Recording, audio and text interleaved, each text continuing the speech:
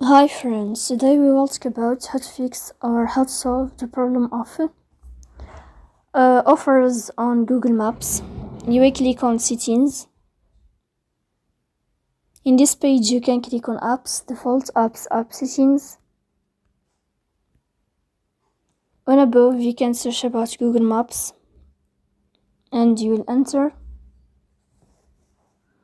Then you can click on first stop and you can click OK. After that you will enter to the window of storage. Here you can click clear cache. In the end you can turn off your Wi-Fi and you can turn on your Wi-Fi again to fix that problem.